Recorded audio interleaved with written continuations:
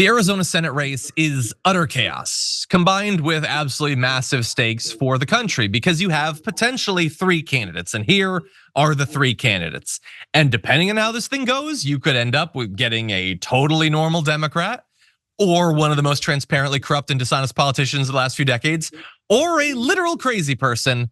And I will leave all of you to decide who I'm talking about in each of those cases. But what we do know, and there's a lot that we don't know, we'll get to that. What we do know is that recent polling gives some cause for optimism. Emerson College has been tracking this, and they find that as of right now, Representative Ruben Gallego is leading by 6 points. So that's 36% to 30% for Kari Lake and 21% for Kyrsten Sinema, with 13% still undecided. So it's good that Gallego's leading, but there's more than enough undecideds that if they break for the crazy lady, then he could lose. Before we continue with the story, we depend on members to keep on going. Don't wait. Click join now on YouTube. But the lead is not large enough to truly feel comfortable because that's not even necessarily what the situation is going to be. And so, as is so often the case, my anxiety is being primarily driven by Kyrsten Sinema. And not in this case what she's done, but what she refuses to do, which is make clear if she's running for re-election, and if so, in what form. Because the outcome could be slightly different if she decides not to stay in the race.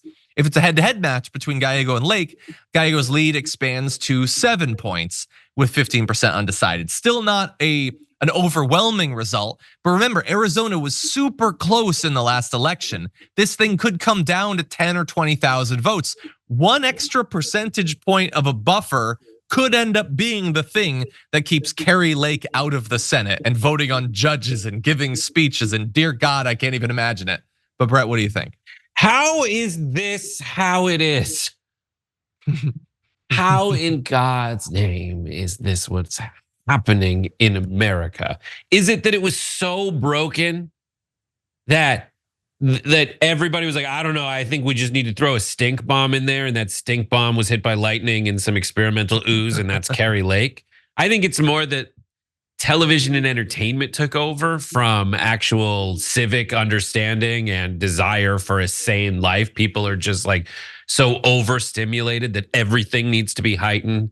I think if Gallego, if Kyrsten Sinema gets out, I think that's a lot of people who are going to go over to Gallego. I just don't see any way that Kari Lake wins, period. I don't think that this is I don't think this is possible that she's going to be a senator. I really hope not. I mean, look, she lost her last statewide election, but it was close. I will remind everyone, it was very close against Katie Hobbs. If Biden somehow gets trounced by Donald Trump, that potentially could be the difference right there. Now, I think Trump is likely to make things harder for Kari Lake than they would otherwise be. He's generally a drag on candidates like this, but she could totally end up winning.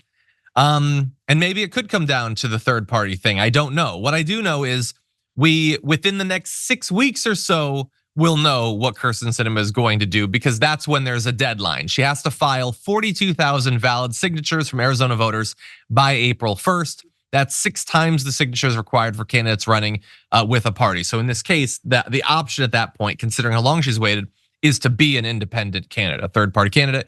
And she would have to do all that. She'd have to raise money and stuff like that. She apparently has had some trouble raising money, but she got so much in the past that she still has an 8-figure campaign bank account. That is more than Lake and Gallego combined, even though she's one of the most despised politicians in her own state. A lot of her support comes from Republicans who, given the choice, I would assume are going to donate to Kari Lake instead. Any final thoughts? Yeah, for her being third now, that is not good. That makes it less likely that she will embarrass herself by entering the race. That's my take on it. I mean, look, yes, if her goal is to win the race, you would think if you're in third, then don't do it. But if your goal is to deliver for your donors, which has always been her goal, maybe staying in could potentially throw things to Kari Lake. And maybe she'll support policies that the donors will be more in favor of. Maybe she doesn't have to win to win. I don't understand what you just said. That didn't make any sense to me. Am I having a stroke?